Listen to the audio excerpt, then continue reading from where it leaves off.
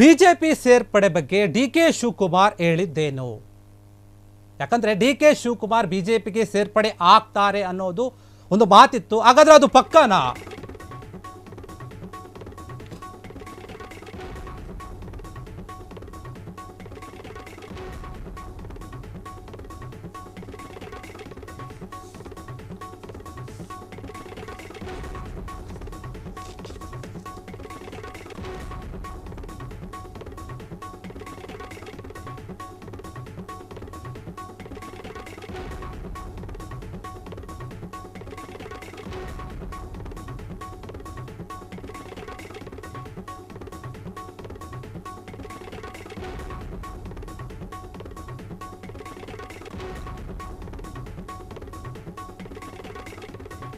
BJP ಸೇರ್ಪಡೆ ಬಗ್ಗೆ DK Shivakumar ಹೇಳಿದ್ದೇನು ಅನ್ನುವಂತಹ ಒಂದು ಪ್ರಶ್ನೆ ಮೂಡ್ತಾ ಇದೆ. ಡಿಕೆ ಶಿವಕುಮಾರ್ ಬಿಜೆಪಿಗೆ ಸೇರ್ಪಡೆ ಆಗೋದು ಪಕ್ಕಾನಾ? ಹಾಗಾದ್ರೆ ಡಿಕೆಗೆ ಬಿಜೆಪಿಯಿಂದ ಆಫರ್ ಬಂದಿದ್ದು ನಿಜಾನಾ? ಡಿಕೆ ಕಾಂಗ್ರೆಸ್ ಪಕ್ಷದಿಂದ ಒಂದು ಕಾಲನ್ನ ಹೊರಗೆ ಇಟ್ಟಿರೋದು ನಿಜಾನಾ? ಹಲವಾರು ಪ್ರಶ್ನೆಗಳು ಮೂಡ್ತಾ ಇದೆ. ಬಿಜೆಪಿ ಜೊತೆ ಡಿಕೆ ಸೇರ್ಕೊಂಡು ಸರ್ಕಾರ ಮಾಡೋದು ನಿಜಾನಾ? ಯತ್ನಾಳ್ ಡಿಕೆ ಶಿವಕುಮಾರ್ ಬಗ್ಗೆ ಒಂದು ಬಾಂಬನ್ನು ಸಿಡಿಸಿದ್ರು. ಈಗಂತ ಡಿಕೆ ಶಿವಕುಮಾರ್ ಬಿಜೆಪಿಗೆ ಸೇರ್ಪಡೆ ಆಗೋದು ಪಕ್ಕಾನಾ? ಡಿಕೆಶಿ ಬಿಜೆಪಿಯಿಂದ ಆಫರ್ ಬಂದಿರೋದು ನಿಜಾನಾ? ಡಿಕೆ ಕಾಂಗ್ರೆಸ್ ಪಕ್ಷದಿಂದ ಒಂದು ಕಾಲು ಹೊರಗೆ ಇಟ್ಟಿರೋದು ನಿಜಾನಾ? ಈ ರೀತಿಯಾದಂಥ ಒಂದು ಪ್ರಶ್ನೆಗಳು ಮೂಡ್ತಾ ಇತ್ತು. ಬಿಜೆಪಿ ಜೊತೆ ಡಿಕೆ ಸೇರಿಕೊಂಡು ಸರ್ಕಾರ ಮಾಡೋದು ನಿಜಾನಾ? ಹಾಗಾದರೆ ಈ ರೀತಿಯಾದಂತಹ ಒಂದು ಮಾತುಗಳು ಕೇಳಿ ಬರ್ತಾ ಇತ್ತು. ಯಾಕಂದರೆ ಕೆಲವೊಂದು ಅಸಮಾಧಾನದ ವಿಚಾರವಾಗಿ, ಕಾಂಗ್ರೆಸ್ನಲ್ಲಿರುವಂತಹ ಒಂದು ಭಿನ್ನ ಮತದ ಒಂದು ವಿಚಾರವಾಗಿ ಈ ರೀತಿಯ ಮಾತುಗಳು, ಗೊಂದಲದ ಹೇಳಿಕೆಗಳು ಕೇಳಿ ಬರ್ತಾ ಇತ್ತು. ಇದೇ ಪ್ರಶ್ನೆ ಈಗ ಮೂಡ್ತಾ ಇರುವಂಥದ್ದು. ಯತ್ನಾಳ್ ಡಿಕೆ ಶಿವಕುಮಾರ್ ಬಗ್ಗೆ ಒಂದು ಬಾಂಬನ್ನು ಸಿಡಿಸಿದ್ರು. ಜೊತೆಗೆ ರಾಜಣ್ಣ ಕೂಡ ಬಿಜೆಪಿಗೆ ಹೋಗ್ತಾರೆ ಅನ್ನೋ ಒಂದು ವಿಚಾರ ಕೂಡ ಚರ್ಚೆ ಆಗ್ತಾ ಇತ್ತು. ಈ ಎಲ್ಲ ವಿಚಾರದ ಬಗ್ಗೆ ಡಿಕೆ ಶಿವಕುಮಾರ್ ಈ ವಿಚಾರದ ಬಗ್ಗೆ ಏನು ಹೇಳಿದ್ರು ಅನ್ನುವಂತಹ ಪ್ರಶ್ನೆ ಸಾಕಷ್ಟು ಜನಕ್ಕೆ ಏನು ಹೇಳ್ತಾರೆ, ಈ ರೀತಿಯಾಗಿ ಹೇಳ್ತಾ ಇದೆಲ್ಲ ಡಿಕೆ ಶಿವಕುಮಾರ್ ಏನು ಹೇಳ್ಬೋದು ಅಂತ ನೋಡಿದಾಗ ಡಿಕೆ ಶಿವಕುಮಾರ್ ಹೇಳಿರೋದು ಏನಂತಂದರೆ, ನಾನು ರಾಜಕೀಯವಾಗಿ ಏನನ್ನು ಕೂಡ ಹೇಳೋಕ್ಕೆ ಹೋಗಲ್ಲ. ಈ ಒಂದು ವಿಚಾರದಲ್ಲಿ ಏನು ಇಷ್ಟೆಲ್ಲ ಪ್ರಶ್ನೆಗಳು ಬರ್ತಾ ಇದೆ, ಯಾರ್ಯಾರು ಏನೇನೆಲ್ಲ ಮಾತನಾಡ್ಕೊಳ್ತಾ ಇದ್ದಾರೆ ರಾಜಕೀಯವಾಗಿ, ನಾನು ಈ ವಿಚಾರವಾಗಿ ಏನೂ ಕೂಡ ಈಗ ಹೇಳೋಕ್ಕೆ ಹೋಗಲ್ಲ.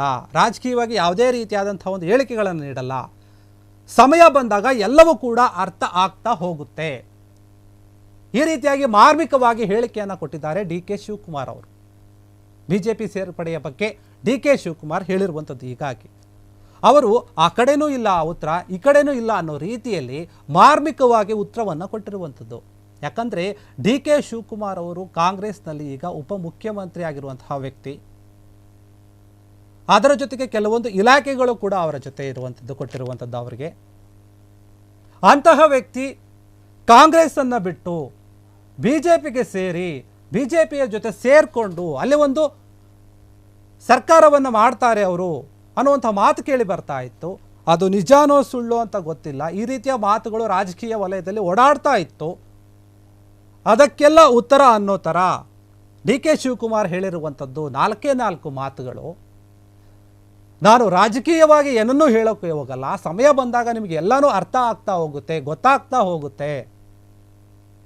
ಯಾರು ಎಲ್ಲಿಗೆ ಹೋಗ್ತಾರೆ, ಯಾರು ಏನನ್ನು ಮಾಡ್ತಾರೆ, ಎಲ್ಲಿರ್ತಾರೆ, ಯಾವ ಪಕ್ಷದಲ್ಲಿರ್ತಾರೆ, ಅದೆಲ್ಲವೂ ಕೂಡ ನಿಮಗೆ ಮುಂದಿನ ದಿನಗಳಿಗೆ ಗೊತ್ತಾಗುತ್ತೆ ಅಂತ ಹೇಳಿ ಮಾರ್ಮಿಕವಾಗಿ ಒಂದು ಹೇಳಿಕೆಯನ್ನು ಕೊಟ್ಟಿರುವಂಥದ್ದು.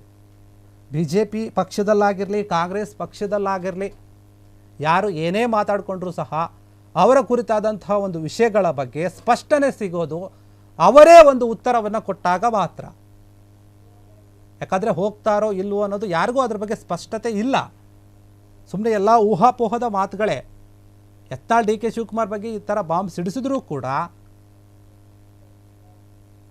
ಅದಿನ್ನೂ ಕೂಡ ನಿಜಾನ ಸುಳ್ಳು ಅಂತ ಗೊತ್ತಾಗ್ತಿಲ್ಲ. ಯಾಕಂತಂದರೆ ಅವರು ಕೂಡ ಗೊಂದಲವಾದಂತಹ ಒಂದು ಹೇಳಿಕೆಯನ್ನು ಕೊಟ್ಟಿರುವಂಥದ್ದು. ಎರಡೂ ಪಕ್ಷದವರು ಯೋಚನೆ ಮಾಡುವಂಥ ವಿಚಾರ ಇದು. ಯಾಕಂದರೆ ಅವರು ಹೇಳಿರುವಂತಹ ಒಂದು ಹೇಳಿಕೆ ಆ ಥರ ಇರುವಂಥದ್ದು. ಅವರ ಒಂದು ಹೇಳಿಕೆನೇ ಒಂದು ಗೊಂದಲ ಆಗಿರುವಂಥದ್ದು. ಯಾಕೆ ಡಿಕೆ ಶಿವಕುಮಾರ್ ಅವರು ಈ ರೀತಿಯಾಗಿ ಹೇಳಿದ್ರು? ಯಾಕಂದರೆ ಅನೇಕ ವಿಚಾರಗಳಲ್ಲಿ ಕೆಲವು ನಾಯಕರು ಹೇಳಿದ್ದಾರೆ, ಡಿಕೆ ಶಿವಕುಮಾರ್ ಅವರು ಏನಾದರೂ ಒಂದು ಮಾತು ಹೇಳ್ತಾರೆ ಅಂದರೆ ಒಂದು ಮಾತನ್ನು ಆಡೋದಕ್ಕೂ ಮುಂಚೆ ಸುಮಾರು ಬಾರಿ ಯೋಚನೆಯನ್ನು ಮಾಡಿರ್ತಾರೆ. ಅವರು ಆಡಿರುವಂತಹ ಒಂದು ಮಾತಿನಲ್ಲಿ ಅನೇಕ ಒಂದು ಅರ್ಥ ಇರುತ್ತೆ. ಸುಮ್ಮನೆ ಅವ್ರು ಏನೋ ಮಾತನ್ನು ಆಡೋಕ್ಕೆ ಹೋಗಲ್ಲ. ಈ ರೀತಿಯ ಮಾತುಗಳನ್ನು ಹೇಳ್ತಾ ಇದ್ರು. ಅದೇ ರೀತಿಯಾಗಿ ಈ ಒಂದು ಹೇಳಿಕೆ ಕೂಡ ಅವ್ರದ್ದು. ನಾನೇನೂ ಹೇಳಲ್ಲ, ರಾಜಕೀಯವಾಗಿ ಏನೂ ಮಾತಾಡಲ್ಲ, ಸಮಯ ಬಂದಾಗ ನಿಮಗೆ ಅರ್ಥ ಆಗುತ್ತೆ, ನಿಮಗೆ ಗೊತ್ತಾಗುತ್ತೆ ಯಾರು ಎಲ್ಲಿರ್ತಾರೆ, ಆ ಕಡೆ ಇರ್ತಾರೋ ಈ ಕಡೆ ಇರ್ತಾರೋ, ಆ ಪಕ್ಷದಲ್ಲಿ ಇರ್ತಾರೋ ಈ ಪಕ್ಷದಲ್ಲಿ ಗೊತ್ತಿಲ್ಲ. ಆದರೆ ನಾನೀಗಂತೂ ಸದ್ಯಕ್ಕೆ ಏನೇ ಹೇಳಕ್ಕೆ ಹೋಗಲ್ಲ. ಈ ರೀತಿಯಾದಂತಹ ಮಾತುಗಳನ್ನು ಡಿ ಕೆ ಶಿವಕುಮಾರ್ ಅವರು ಹೇಳಿರುವಂಥದ್ದು ಮಾರ್ಮಿಕವಾಗಿ ಒಂದು ಹೇಳಿಕೆಯನ್ನು ಕೊಟ್ಬಿಟ್ಟಿದ್ದಾರೆ. ಕ್ಷಣ ಕ್ಷಣದ ಸುದ್ದಿಗಳಿಗಾಗಿ ಫ್ರೀಡಂ ಟಿವಿ ಸಬ್ಸ್ಕ್ರೈಬ್ ಮಾಡಿ, ಲೈಕ್ ಮಾಡಿ ಹಾಗೂ ಫಾಲೋ ಮಾಡಿ. ಹೊಸ ಸುದ್ದಿಗಳ ನೋಟಿಫಿಕೇಶನ್ಗಾಗಿ ಬೆಲ್ ಐಕಾನ್ ಮೇಲೆ ಕ್ಲಿಕ್ ಮಾಡಿ.